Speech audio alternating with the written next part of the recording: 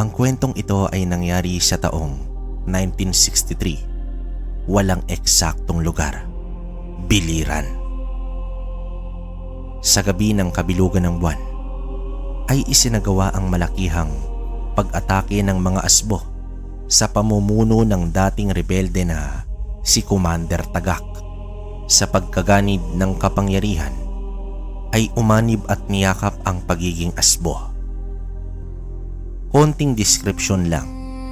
Ang asbo ay isang uri ng aswang kung saan nagiging malaking aso ito kapag nagpalit na ng anyo.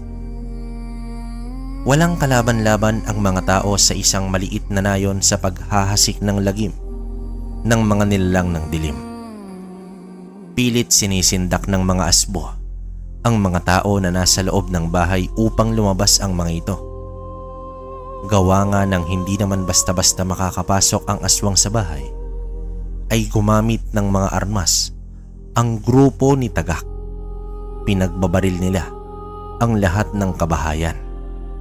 Humahalakhak pa ang mga aswang habang tinatadtad ng baril ang mga tao.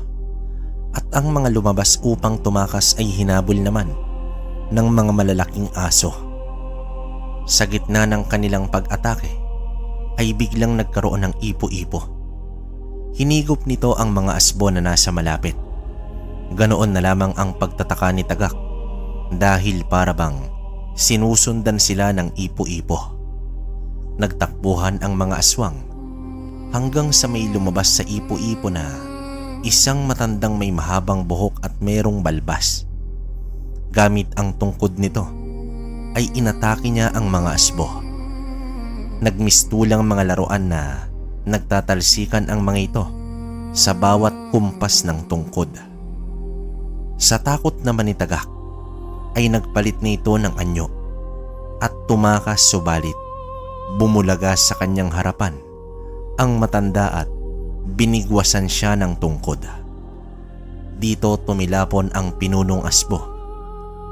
Wala na itong pagpipilian kundi ang makipaglaban. Ngunit tila umaatake lamang ang mga asbo sa hangin. Nang gagalaiti na ito sa sobrang galit, sa kanyang pag-atake ay itinarak ng matanda ang tungkod sa lupa. Gumapang naman ang biyak nito at tuluyang nahulog ang asbo. Nagpupumiglas na makalabas sa hukay ang nilalang, ngunit pasikip ito ng pasikip hanggang sa tuluyang nasipat ang katawan ng asbo at sumara na ang lupa at nailigtas ng matanda ang buong nayon. Ngunit mga iyak ng pagdadalamhati ang pumalit sa mga sigawan.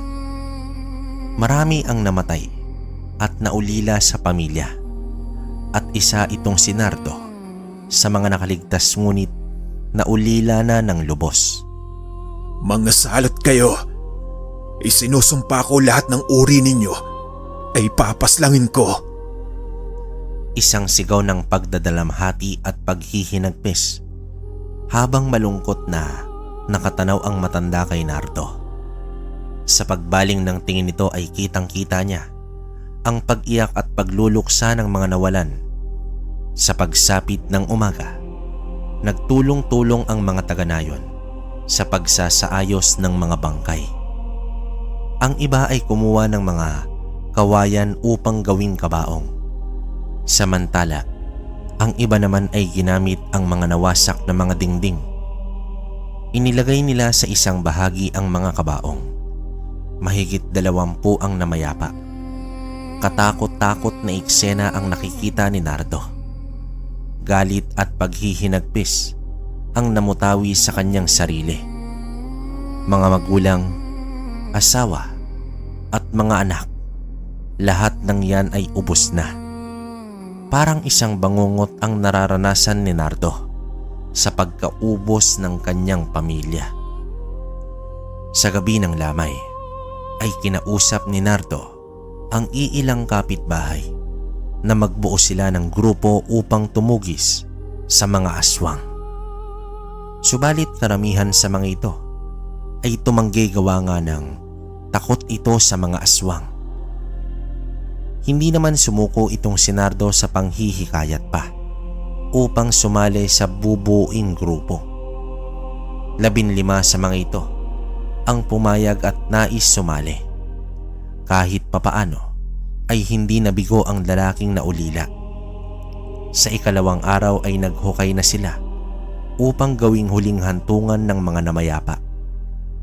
Sa araw ng libing ay umapaw ang mga luha at puno ng kalungkutan ang umiral sa lahat. Gayunpaman, wala nang magawa kundi tanggapin ang lahat at magsimula na ng bagong buhay. Pinulong na rin ni Nardo ang mga sumali sa grupo. Lahat naman sila ay may kamalayan sa mga aswang at may kaalaman din sa mga pangontra nito. Subalit, hindi maiwasan ang mga katanungan kung papaano nila tatapatan ang abilidad ng mga aswang.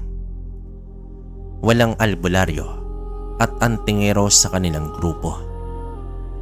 Ang tanging meron ay mga sibat, itak at buntot pagi. Ayon naman sa isang lalaki, kung hindi dahil sa ipo-ipo, ay baka patay na silang lahat. Napaisip nga naman itong si Nardo kung papaano nagkaroon ng ipo-ipo sa gabing yon. Hindi naman masama ang panahon. Ang unang napagkasunduan nila ay gumawa ng mga patibong sa posibleng dadaanan ng mga aswang papasok sa nayon. Ang kanilang nayon ay kalimitan ng dinadayo ng mga aswang. Kahit ang mga bata ay tinuturuan na nila ng mga kaalaman tungkol sa mga nilalang ng dilim. At ang asbo ang malimit na umaatake sa kanila. Mas pinatibay pa nila ang mga bahay at nilagyan ng mga pangontra tulad ng kalamansi at makabuhay. Ang mga kababaihan at kabataan ay nagtulong-tulong sa paggawa ng asin. Habang walang tigil sa paggawa ng mga sibat ang mga kalalakihan gamit ang bagakay, ayaw na nilang maulit ang naranasan. Isang gabi, nabulahaw ang iilang kabahayan, lalo na ang bahay ng may buntes dahil sumabit ang isang tiktik sa patibong na alambre.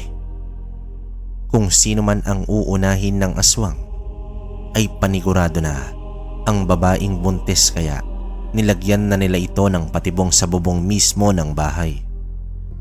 Nagpupumiglas naman ang tiktik dahil sa pagkakasabit ng kanyang katawan sa alambre. Sumugod naman ang mga tao na may mga dalang sulo at sibat. Pinagbabato nila ng sibat at ang iba naman ay may dalang mahabang kawayan na matutulis ang dulo. Wala namang nagawa ang tiktik sa galit ng mga tao. Doon nila ibinuhos sa aswang ang galit nila sa mga asbo. Halos kalahating oras din bago tuluyang bumagsak ang aswang at pinagtulungan nilang tagain at sinunog nila sa bandang huli. Nagbunyi ang mga tao at naging epektibo ang kanilang patibong. Pagsapit ng umaga ay nagpasya silang lagyan na ang patibong ng bawat bubong ng mga bahay. Sa sumunod pa na gabi ay nakarinig sila ng malakas na hiyaw. Sa pagsugod nila sa lugar ay nakita nilang bukas na ang isang patibong at tiyak na may nahulog sa ginawang hukay na may matutulis na bagakay sa baba.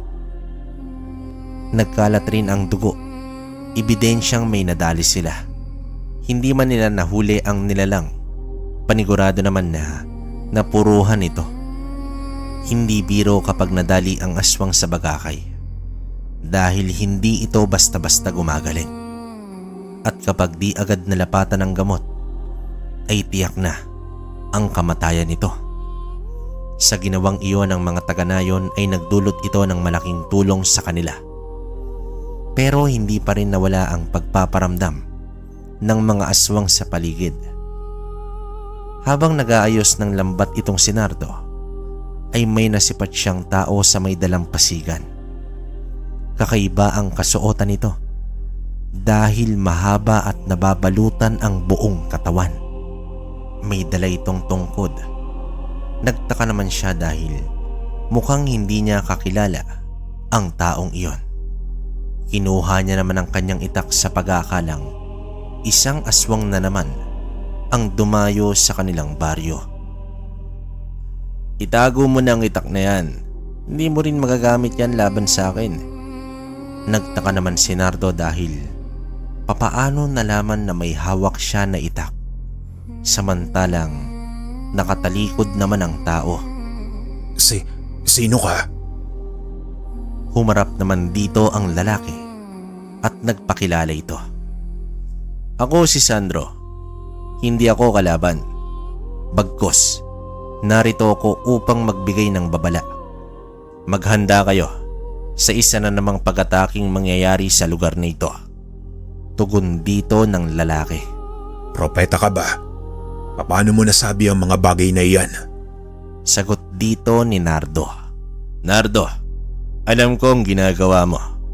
Isang kadakilaan ang pamumuno mo sa mga tao kontra aswang." Tugon dito ni Sandro.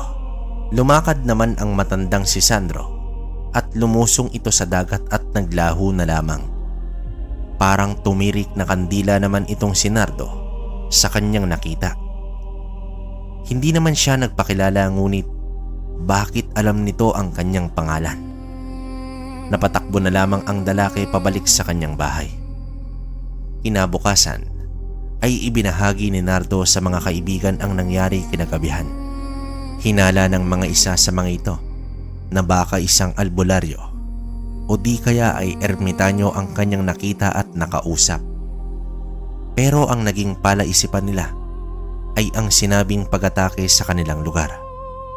Nakaramdam naman ng takot ang iilan dahil baka maulit na naman ang nangyari kamakailan.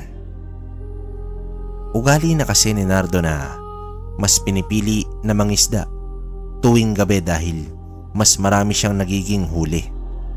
Bandang 1:00 ng madaling araw ay sumampa na ang kanyang bangka sa dalampasigan. Habang abala siya sa pagdiskarga ng mga isdang nahuli, ay hindi naman ito mapalagay. Pakiramdam niya ay may nakatingin sa kanya. Minadali niya na ang pagdidiskarga at mabilis na naglakad patungo sa kanyang bahay. Bago pa siya makahakbang sa unang baitang ng hagdan, ay may nasipat siya na isang lalaki na nakatayo sa tabi ng puno ng nyog. Figura lamang ito dahil sa sobrang dilim. Ngunit ang nagpapasindak sa kanya ay ang mga mata nito na pulang-pula na nakatitig sa kanya. Agad na siyang pumanhik ng bahay at nagtago na. Sumilip naman siya sa may siwang at kitang-kita niya ang paglalakad ng lalaki hanggang unti-unting nagpalit ito ng anyo. Humaba ang buhok na napakaputi. Tumangkad at lumaki ang pangangatawan. Umitim ang balat at umusli ang pangil. Kumabog na mabilis ang dibdib ni Nardo at tumagaktak ang naglalakihang butil ng kanyang pawis. Kitang-kita niya iyon dahil dumaan yun mismo sa kanyang bakuran. Inabot na lamang siya ng umaga ay hindi pa rin siya nakatulog sa takot na baka biglang umatake ang nilalang na iyon. Diyos ko, hanggang kailan pa ba matatapos ang pag-aasik ng mga aswang sa lugar namin? Tila ba nanghihina ang katawan niya nang lumabas siya ng bahay. Napansin naman siya ng isang kaibigan at agad tinanong kung may sakit ba siya. Inilahad naman ni Nardo ang nasaksihan niya kagabi. Isang panibagong uri ng aswang ang nakita ni Nardo. Pinaalalahanan naman siya ng kaibigan na huwag magpadala sa takot. Paano na lamang sila kung panghihinaan ng loob ang mismong pinuno ng kanilang samahan? Tumitig si Nardo sa mismong puno na kinatatayuan ng aswang kagabi. Kinikilabutan pa rin itong si Nardo.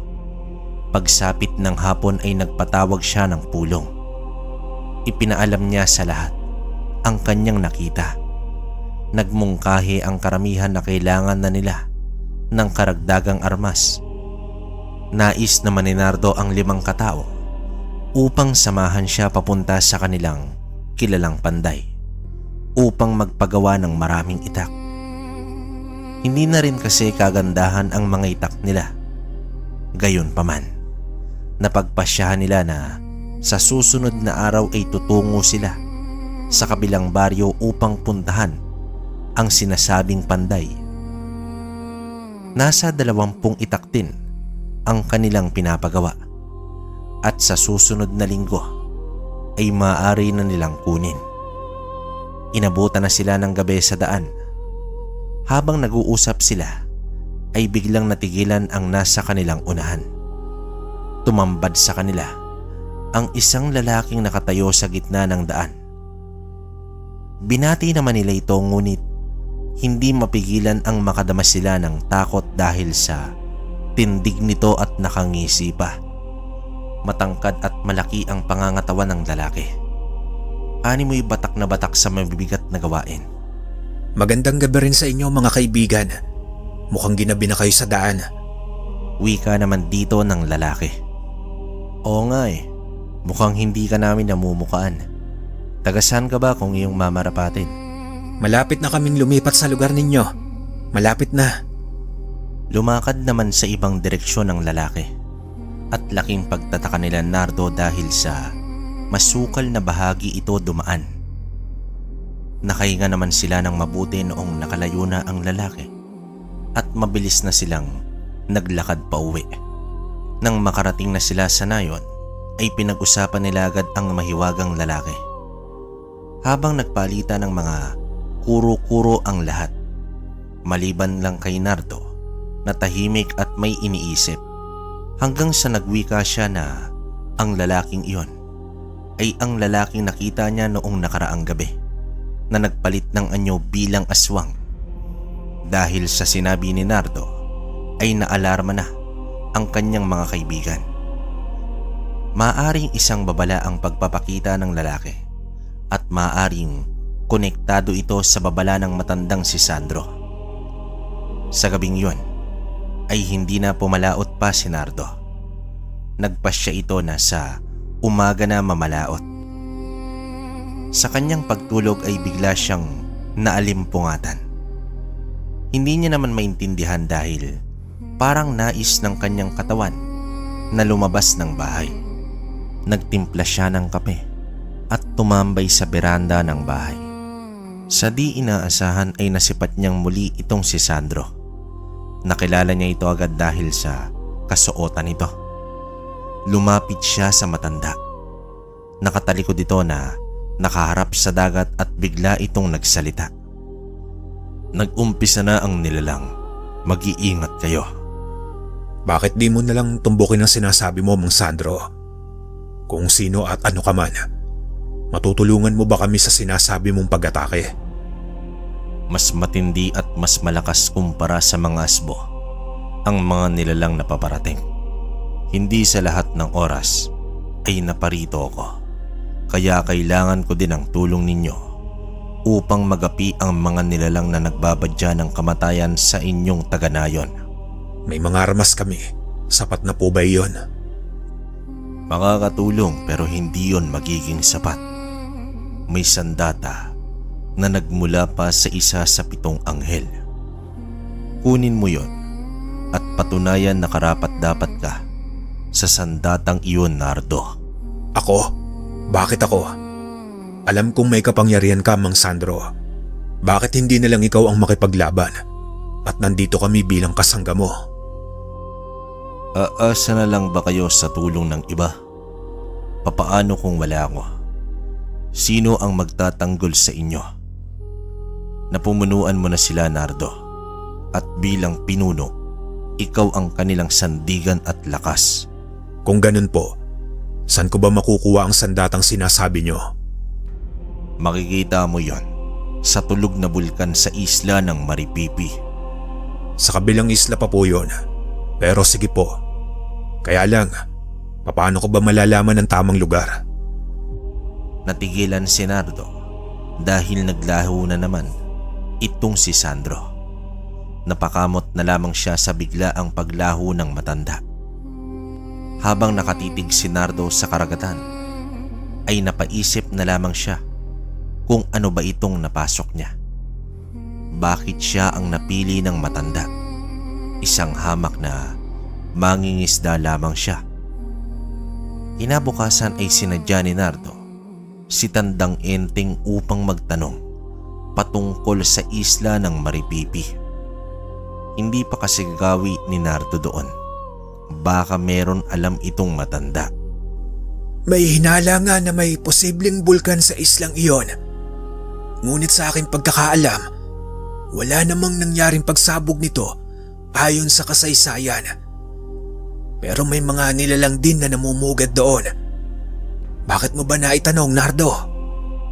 May nakausap po kasi akong matanda, si Mang Sandro.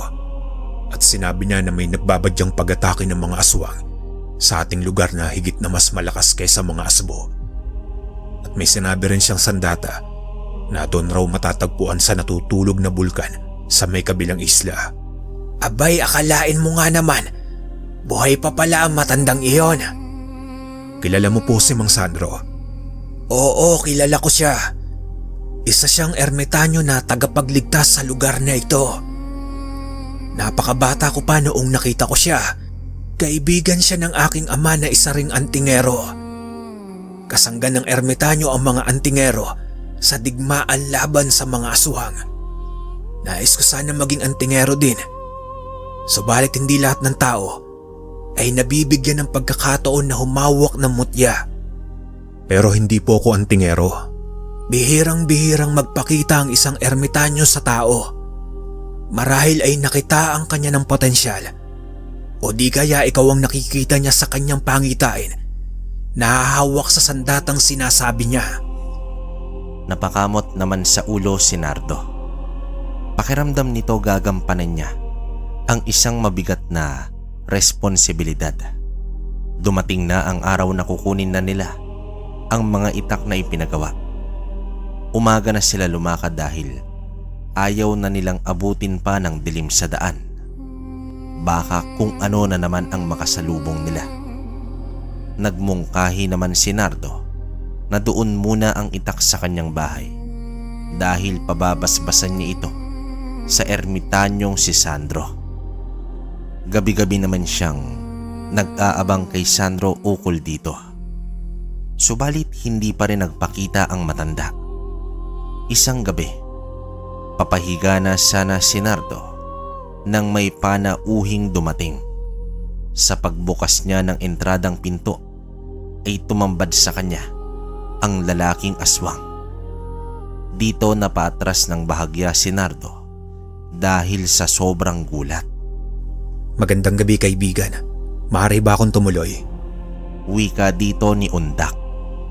Bakit, Undak? Anong kailangan mo? Patulog na sana ako. Makikipagkwentuhan lang sana ako, Nardo. Pasensya ka na pero mas mabuting umalis ka na lang.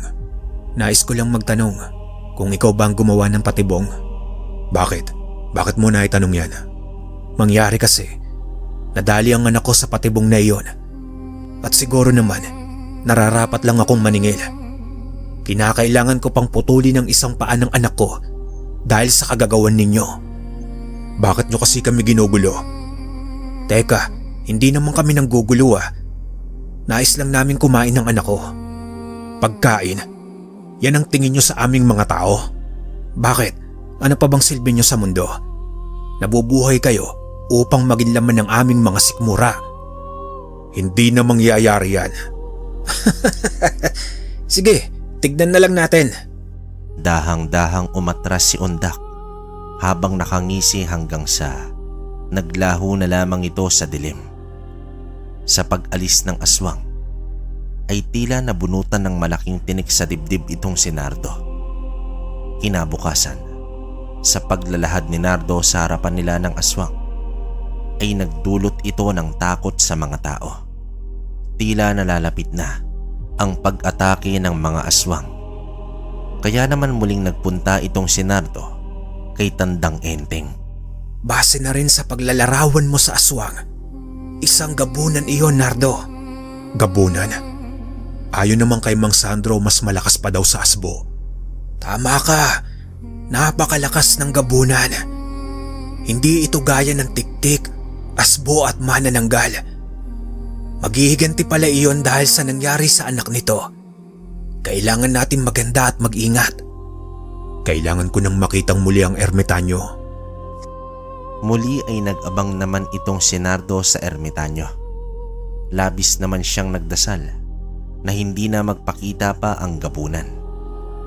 Hanggang sa laking gulat na lamang niya nang nasa tapat niya na ang ermitanyo. Nakaidlip pala siya sa beranda. Mang Sandro, kayo po pala. Pasensya na, Nardo, at natagalan ako. O ano, handa ka na ba? Handa po, pero para saan? Ang maglakbay patungo sa Maripipi. Hindi naman mapakali itong si Nardo at kung ano-ano na ang inihandang mga gamit. Gayunpaman, nagsimula na silang maglayag gamit ang bangkang disagwan. Nakaupo sa harap ni Nardo ang ermitanyong nakapikit. Napakalinaw ng dagat sa gabing yon. Sa tingin ni Nardo, aabutin sila ng umaga at hindi niya kakayanin ang ganong katagal na pagsagwan. Halos 1 oras na at nangalay na itong si Nardo. Mang Sandro, mukhang aabutin po tayo ng siyam-siyam ah. Wala ka po bang alam na ibang paraan upang bumilis naman tayo? Ganun ba? Bakit ngayon ka lang nagtanong? Matapos nito, inilubog ng ermitanyo ang dulo ng kanyang tungkod at biglang umusad ng mabilis ang bangka. Animoy may makina ang bangka sa bilis nito. Hindi naman magkanda-ugaga itong si Nardo sa pagtimon gamit lamang ang sagwan. Nagreklamo naman siya dahil sa sobrang bilis nito at nahihirapan sa pagtimon sa lakas ng tubig. Bumagal ang takbo at naging banayad na ang kanilang paglalayag. Upang hindi antukin ay inalam ni Nardo ang kasaysayan ng ermitanyo, kung saan ito nagmula, ilang taon na ba, at papaano siya naging ermitanyo. Ayon naman sa matanda, nagmula pa siya sa lugar ng Samar.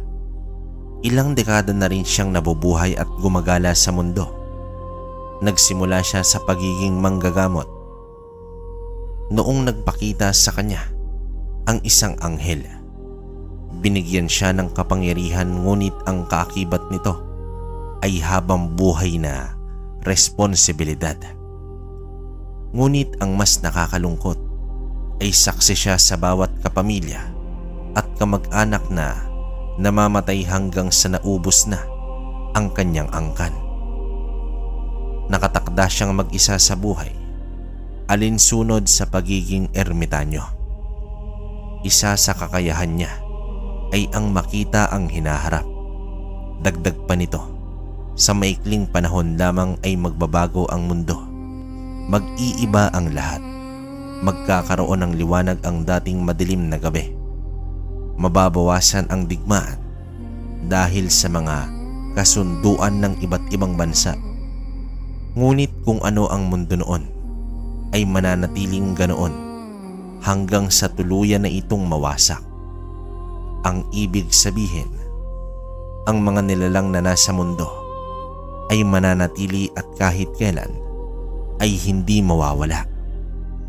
Ang pag-iral ng mga aswang at tao ay mananatili at ang pag-iral ng kasamaan at mabuti ay mananatili rin. Mang Sandro, yan na po ba ang isla ng Maripipi? Oo, at ilang sandali ay maglalakbay naman tayo patungo sa natutulog na bulkan. Naaninag naman ni Nardo ang mamunting ilaw ng gasera mula sa mga kabahayan. Inabisuhan naman siya ng matanda na doon dadaong sa walang nakatirang bahagi ng dalampasigan. Sa kanilang pagsampa sa dalampasigan ay ninais ni Nardo na magpahinga muna, ngunit patuloy lamang sa paglalakad ang ermitanyo. Kaya wala na siyang magawa kundi ang sundan ito. Kahit sobrang dilim ng lugar ay normal pa rin ang paglalakad ng ermitanyo habang halos humawak na sa damit ng matanda itong si Nardo dahil nangangapa na siya sa dilim. Nang mabatid ni Sandro na nahihirapan na ang kanyang kasama, ay umilaw ang dulo ng tungkod nito na may batong nakaukit. Mang Sandro, ayon po kay Tandang Enteng, pinamumugaran daw ang islang ito ng mga aswang at iba pang nilalang. Kung nasa ng tao, ay naroon din ang mga aswang at elemento. Huwag ka nang magtaka, ang mga aswang ay katulad din ng tao. Kung nasa ng pagkain nila, ay nandun silang lahat. Napalunok na lamang si Nardo sa kanyang nalaman hanggang sa biglang huminto ang ermitanyo at napatay ang ilaw sa dulo ng tungkod nito. Humanda ka, Nardo. Labanan mo ang iyong takot. Maging matapang ka. Bakit po? Sa muling pag-ilaw ng tungkod ay kitang-kita ni Nardo ang mga nakakatakot na itsura ng mga nilalang na nakaabang na sa kanila. Napakapit siya ng mahigpit sa kasama at nanghihina ang tuhod. Parang mababaliw na si Nardo sa mga kanyang nakikita. Hindi naman makalapit ang mga ito, ngunit nag-aabang lamang. Isang maling kilos ni Nardo, tiyak may hila siya ng mga ito. Makalipas ang ilang minuto, ay unti-unti na ring naglaho ang mga nilalang. Makalipas ang ilang oras na kanilang paglalakad, nagtaka naman si Nardo kung bakit hindi siya nakaramdam ng pagod. Malamang may kinalaman ang ermitanyo. Hanggang sa humintong muli ang matanda at inabot kay Nardo ang tungkod. Narito na tayo, Nardo. Gamitin mo ang tungkod na yan para sa laban. Pagsubok ito ng sandata sa'yo kung karapat dapat pa na siyang mapasa kamay mo. Ano po? Laban? Pero kanino? Sa kanila. Dito na tumambat kay Nardo ang mga nilalang na nakita niya kanina. Hindi bababa ng 10 ang bilang ng mga ito. Ilang saglit pa, ang tungkod ay naging espada. Hawak-hawak ito ni Nardo na nakaturo sa mga nilalang. Sa salamangka ng ermitanyo ay nabuo ang napakaraming alitaptap na nagbigay liwanag sa lugar. Laro na sa paningin ni Nardo ang mga nilalang at hindi niya matukoy kung alin sa mga ito ang aswang at maligno. Wala nang pagpipilian pa si Nardo. Pinasok niya na ang sitwasyong ito kaya bahala na. Sabay-sabay na sumugod ang lahat. Winasiwas naman ni Nardo ang espada. Hindi man siya biyasa sa paggamit ng sandata, ngunit sa isang hampas nito ay napapaatras ang mga nilalang. Hanggang sa matamaan niya ang isa at agad namang naagnas. Dito na nagkalakas loob itong si Nardo at napabagsak nga niya ang lahat at naglaho ang mga nilalang. Nang matapos ito ay biglang lumutang ang espada at bumalik sa pagiging tungkod at lumutang pabalik sa ermitanyo. Kasunod noon ay ang pagbiyak sa lupa. Nagbabagang dagat ng apoy ang nangyari sa paligid. May natirang makipot na lupa na nagsilbing tulay patungo sa isang lupang nakaumbok at sa ibabaw nito ay lumutang ang isang kalis. Nasa gitna ng ermitanyo at kalis itong si Nardo. Tansya niya ay nasa 10 metro pa ang pagitan niya sa kalis. Gadangkal lamang ang tulay na lupa ang maaari niyang madaanan. Kabado at natatakot man si Nardo ay pinilit niya itong nilabanan sa ngalan ng kanyang mga kanayon. Sa ilang saglit pa at sobrang pag-iingat ay narating niya na ang kinaroroonan ng kalis. Marahan niya itong inabot hanggang sa mahawakan niya na ito. Sa sandaling iyon ay napangiti na itong si Nardo dahil napagtagumpayan niya at napasakamay niya na ang sandata. Matapos nito ay biglang bumalik sa normal ang lahat. Agad tumakbo at lumapit si Nardo sa ermitanyo. Sa paghawak nito sa kanyang balikat ay sa isang iglap ay nasa dalampasigan na silang dalawa. Dalampasigan ito ng biliran. Nagpalinga-linga naman si Nardo at nakita ang kanyang bangka na nakadaong na, at sa di kalayuan ay natanaw niya na ang kanyang bahay. Kaya niyo palang gawin ito, Mang Sandro. Bakit pa po tayo nagbangka papunta sa isla? Iba pa rin kasi ang pakiramdam na naglalakbay kahit sa iilang oras lang. Seryoso naman siyang binilinan ng ermitanyo na magtiwala sa kanyang sarili at manalig sa may kapal. Darating siya sa oras ng pangangailangan. Bago lumisan ang matanda, ay humiling ito na basbasan ang mga itak para sa kanyang grupo. Tumugon naman dito ang ermitanyo at hindi nagtagal ay nagpaalam na rin ito kay Nardo.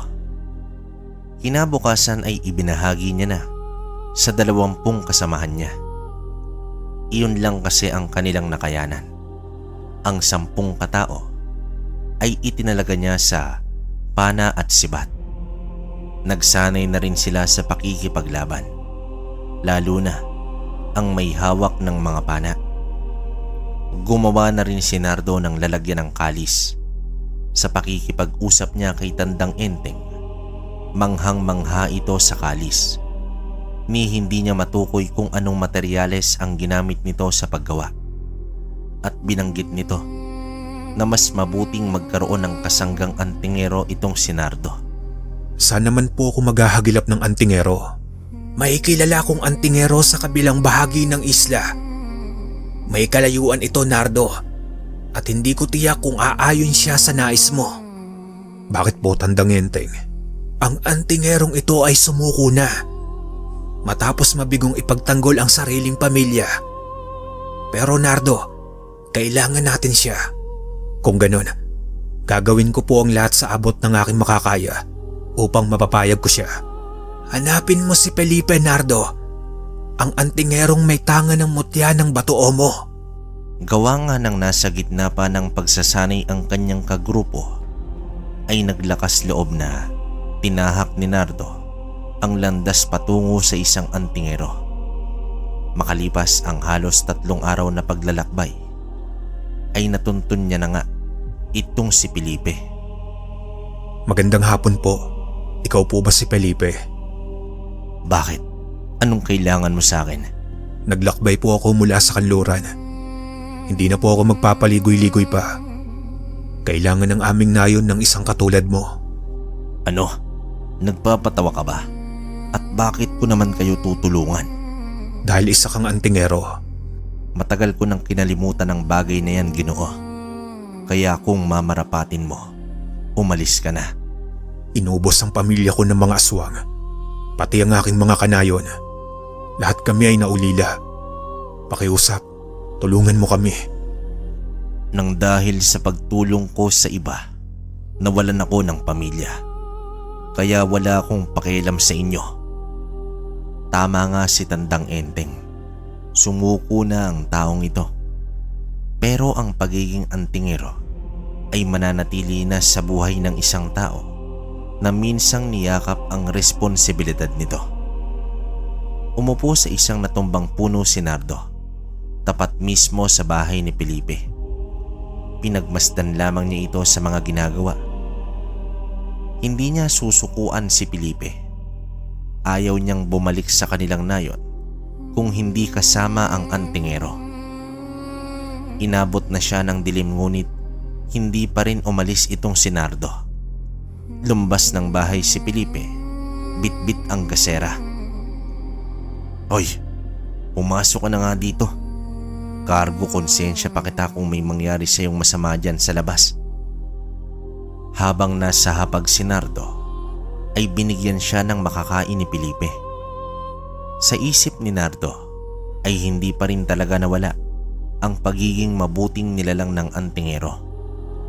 Lumabas muna ang lalaki at nang matapos na sa paglantak ng pagkain si Nardo ay lumabas na rin ito. Nakaupo si Felipe sa isang mahabang silya na gawa sa kahoy. Tumabi siya rito at muling kinumbinsi ang antingero. Bakit ka po sumuko? Ako nga na isang ordinaryong tao ay nagnais na mabigyan ng hustisya ang pagkamatay ng aking pamilya. Ikaw pa kaya na may kakayahang makipaglaban sa mga aswang? Maaring pareho nga tayo ng naranasan, ngunit magkaiba ang ating pinagdaanan. Buwis buhay akong nakikipaglaban noon upang gampanan ang responsibilidad ng isang antingero.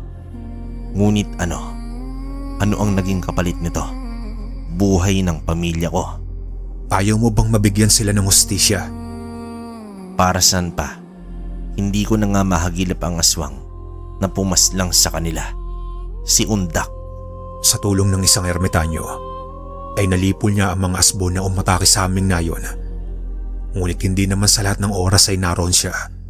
At isa pa, mas matindi pa kaysa asbo ang nagbabadya sa aming nayon, mga gabunan. Maya-maya pa, tumarak ang matalas na bato sa dingding ng bahay na nasa kanilang likuran. Napasubsob naman sa lupa si Nardo sa lakas ng pagkatulak ni Felipe. Kasunod nito ay ang isang halakhak na kanyang narinig. Demonyo ka talaga, Carlito. Bakit, Felipe? May kakayahan ka pa bang lumaban? Teka, sandali. Isinumpa ko sa bangkay ng aking pamilya na uubusin ko ang lahat ng lahi ng mga aswang. Kaya ako ang harapin mo. Nahihibang ka na ba, Nardo? Naglakad si Nardo patungo sa aswang. Humalakhak naman si Carlito at inutya pa ang mahinang nilalang. Sa pagbunot niya ng kalis ay humagalpak naman sa pagtawa ang aswang na nasa kanilang harap. Anong magagawa ng maiksi mo, sandata? Balak mo ba akong kilitiin? Patakbong sumugod naman si Nardo at walang pagatubiling tinaga itong si Carlito. Sinalag naman ito ng kanyang kamay. Ilang segundo silang natigilan. Gumulong ang naputol na kaliwang kamay ni Carlito. Nang makita ng aswang ang bumagsak niyang kamay, sa lupa ay napasigaw ito at lumundag palayo. Ngunit sa paglapag nito ay unti-unting pagkaagnas ng katawan nito hanggang sa tuluyan itong naging abo. Nanlaki naman ang mga mata ni Felipe sa kanyang nakita. Naglakad papalapit si Nardo sa antingero at hawak ng kanyang mga kamay ay iniabot ang kalis kay Felipe. Pumayag ka lang na maging kasangga namin. Ibibigay ko ang kalis na ito sa iyo, antingero. Saan mo nakuha ito? Nagmula ang kalis na iyan sa bundok ng Maripipi. Nakuha ko ang mahiwagang sandata sa gabay ng isang ermitanyo. Pakiusap, Mang Felipe. Tulungan mo kami. Hindi ka man lang ba nag-alangan na sugurin ng isang aswang? Walang mangyayari kung ako'y matatakot. At higit sa lahat, buo ang tiwala ko sa may kapal. Sa ipinakitang katapangan ni Nardo, ay tila nagising itong si Felipe. Naglakbay pa mula sa kabilang bahagi si Nardo upang makita lamang siya. At sa kabila ng pagiging ordinaryong tao, ay tinalo niya ang aswang na si Carlito. Isang pambihirang katapangan ang kanyang nakita. Pagsapit naman ng umaga, ay napagpasyahan ni Felipe na sumama kay Nardo at tulungan ang buong nayon. Subalit sa kanilang pagdating ay 5 sa mga kasamahan ni Nardo ay pinaslang ng gabunan. Ganon na lamang ang panlulumo nito at napaluhod na lamang ito sa lupa. Nakaramdam ng pagkabahag si Felipe hanggang may lumapit sa kanya na isang ginang at lumuhod ito. Nakiusap na tulungan sila laban sa mga gabunan. Umiiyak ito na nagmamakaawa sa kanilang dalawa. Tumayo po kayo, ginang. Makakaasa kayo na lalaban ako kontra sa mga gabunan. Mariing wika dito ni Felipe. Hindi naman mapigilan ni Felipe na muling maalala ang nangyari sa kanyang pamilya. Ang gabing iyon ay hindi niya makakalimutan dahil kaarawan mismo ito ng kanyang bunsong anak. Masaya pa si Felipe habang bitbit ang regalo at mga pagkain para sa munting salo-salo ng pamilya. Sa entradang pinto pa lang na nakabukas na ay naroroon ang sariwang dugo na tumatagas pa. Ang sahig na punong-puno rin ng dugo hanggang sa tumambad sa kanya ang kanyang mag-iina na nakahandusay sa lupa. Wakwak ang katawan at wala ng buhay. Ang pinakamasakit na pangyayari sa buhay ni Felipe ay nagdulot sa kanya ng kawalan ng pag-asa. Kaya naman niya nalaman na si Undak ang may gawa dahil isinulat pa nito ang pangalan sa dingding gamit ang dugo. Hindi na rin niya mahagilap ang aswang, kaya naman ninais ni Felipe na mabuhay sa kalungkutan at pinabayaan ang pagiging antingero. Samantala, sa muling pagkakataon ay may ibinurol na namang taga-nayon. Ayon sa mga nakakita, biglang dumating ang isang lalaki at pinagpapaslang ang mga kasama ni Nardo habang nagsasalo-salo. Nagbanta pa ang aswang na may isusunod sa darating na araw. Sa unang gabi ng lamay ay papaalis na sina Felipe at Nardo sa bahay nito upang tutungo na sa lamay. Naunang lumabas ng bahay si Nardo dahil may inayos pa si Felipe sa mga gamit niya. Bumulaga naman sa kanya ang aswang na nakangisi. Subalit biglang nag-iba ang itsura nito nang makita niya si Felipe. Biglang kumaripas ng takbo si Undak. Nagulat naman si Nardo na ang aswang na pumaslang sa pamilya ni Felipe ay ang aswang din na pumaslang sa kanyang mga kasama. Siya pala si Undak. Matagal na kaming tinatakot ng aswang na iyon at may pinatay na talaga siya. Si Undak ay pinuno ng isang angkan ng gabunan.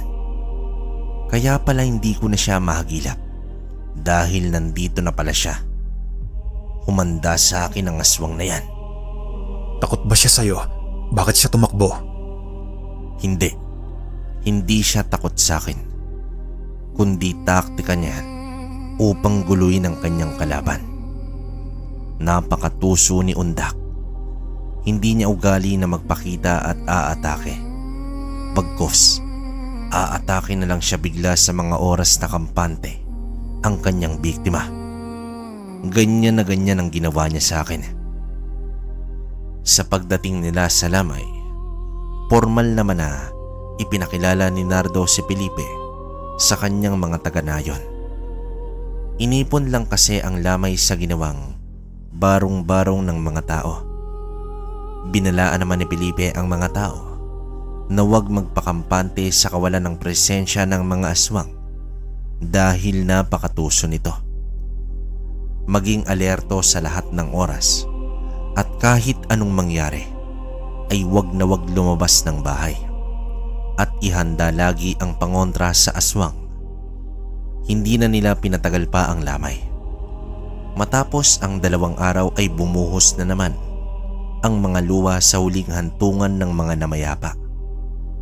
Parang karayom na tinusok ang puso ni Nardo sa mga nakitang pagluluksa at pagdadalamhati.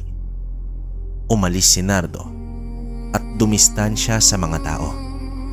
Sa malawak na kapatagan ay ibinaling niya ang kanyang sarili habang magkahalo ang emosyon. Nakakuyom ang kanyang mga palad at gigil na gigil sa sobrang galit. Nardo, huwag ka sanang panghinaan ng loob. Ako ang magiging unang depensa sa laban.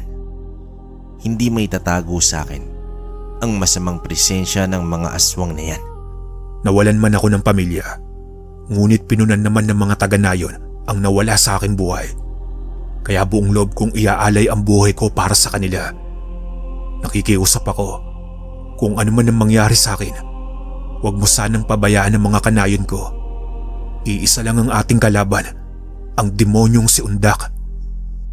Matapos nito, kinabukasan ay nagdagdag ng kaalaman si Felipe sa mga mandirigma sa pakikipaglaban ng pisikal.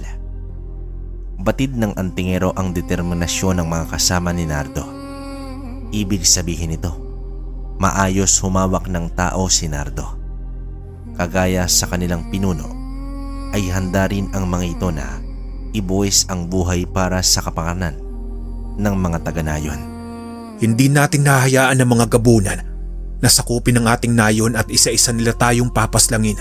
Ipakita natin sa kanila na kaya natin silang tapatan. Sa ngalan ng Diyos Ama, iaalay natin ang hiram na buhay para sa ating mga kanayon. Huwag nating hayaan na manaigang kasamaan. Naghiyawan naman ang mga tao habang iniaangat ang kanilang mga sandata. Napangiti na lamang si Felipe sa pamumuno ni Nardo. Isang ordinaryong tao na handang makipaglaban sa mataas na uri ng mga aswang. Kinagabihan, sa mismong araw na iyon, habang nagkwekwentuhan sina Nardo at Felipe, ay biglang natigilan ang antingero. Nakaramdam na siya ng masamang presensya at hindi lang iisa, kundi marami. Agad tumakbo si Nardo sa nakahandang mga panggatong sa dalampasigan. Sa oras na sinilaban ay hudyat na ito na may paparating na kalaban. Naalerto agad ang mga tao at pumwesto na sa kanilang posisyon. Ang mga hindi kasali sa digmaan ay bumaba na ng bahay at nagtago sa mga hukay na kanilang inihanda. May nakapaloob doon ng mga pangontra tulad ng makabuhay, sanga ng suha at kalamansi, mga sibat na bagakay at napakaraming asin. Nagpausok na rin sila ng mga balat ng nyog. Sa ilalim ng liwanag ng buwan ay lumabas mula sa dilim ang nakakapangilabot na anyo ng mga gabunan sa pamumuno ni Undak. Subalit may epekto sa kanila ang mga usok ng nyog. Nakahilera ang mga aswang paharap sa mga kabahayan na nasa tabi ng dalampasigan. Habang napapasigaw ang isa sa mga aswang dahil sa pagtarak ng pana sa dibdib nito. Sumugod naman agad ang nagliparang mga pana na gawa sa bagakay.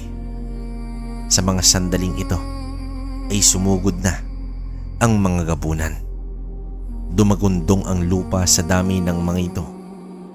Bumulaga sa kanila si Felipe at buong lakas na sinapak ang isang aswang na agad namang tumilapon. Kasunod nito ay ang paglabas ng kanyang itak at pinagtataga ang mga sumugod na aswang. Lumabas na rin ang mga tao at buong lakas na nakikipaglaban sa mga gabunan. Subalit, sadyang lamang ang mga aswang sa lakas at bilis. Tumilapon ang iilang mandirigma at nagtamo ng mga kalmot sa katawan. Samantala, sa kabilang bahagi ay sumugod na rin itong si Nardo kasama ang iilang mandirigma. Napahakbang si Undak nang makita niyang agad na naagnas ang mga gabunan na natatamaan ng sandata ni Nardo. Nakatanaw lang kasi ito mula sa malayo kasama ang anak na putol ang isang paa at sa anumang oras ay tatakas ang mga ito kapag nalagay na sa alanganin. Gayunpaman, napangisi pa rin itong si Undak dahil sa walang kalaban-laban na mga tao. Marami na sa mga kasamahan ni Nardo ang nasawi na. May mga iilang gabunan na naamoy ang mga tao na nagkukubli sa ilalim ng lupa. Papalapit na ang mga ito ng may mga binatilyong bitbit. Ang mga sulo at sinugod sila gamit ang apoy. Dumagdag pa ang mga paghagis ng asin ng mga kababaihan. Nalapnos ang balat ng mga aswang at napatras. Samantala, dumating na sa punto na napangibabawan na ng mga tao ang mga aswang. Umatungal na si Undak sa galit at nagpasyang tumakas na. Sa kanilang pagtakbo ay bumulaga sa kanila ang ermitanyo. Sa paghampas ng tungkod nito ay tumilapon ang mag-amang gabunan.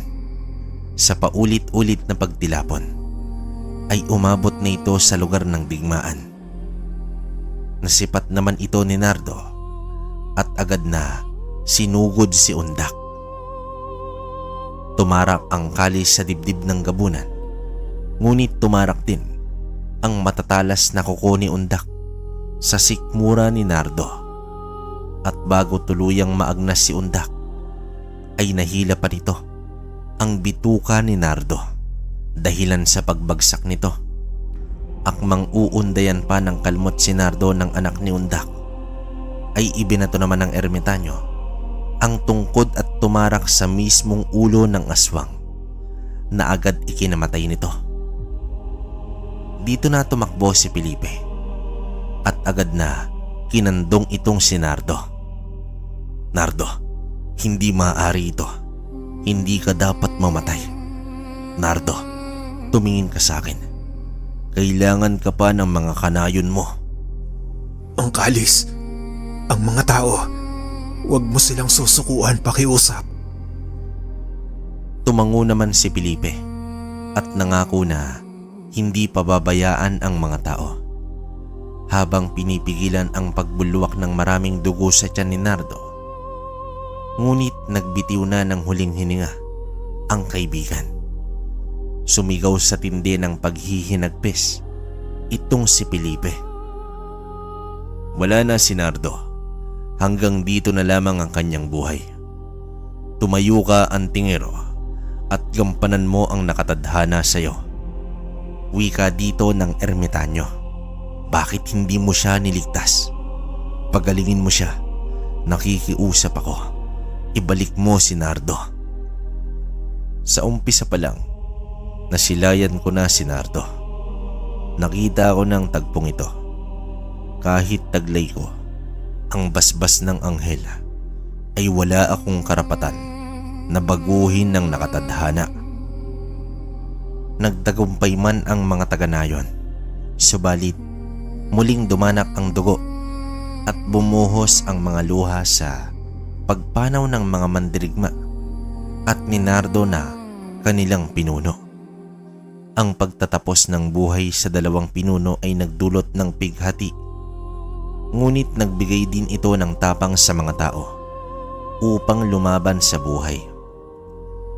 Nawalan man sila ng pinuno, may humalili naman dito, ang antingerong si Felipe. Nagpasya na manatili na sa lugar upang pamunuan ang nayon. Kaagapay niya ang kalis bilang alaala ni Nardo. Sa pinagsamang puwersa ng mutya at mahiwagang kalis ay pinamunuan ni Felipe. Ang nayon at gaya ni Nardo ay tinuring niyang pamilya ang mga tao. Salamat naman Felipe at nagbalik ka bilang antingero. Ang sabi sa akin ni Nardo, ikaw daw ang nagturo sa kanya sa akin.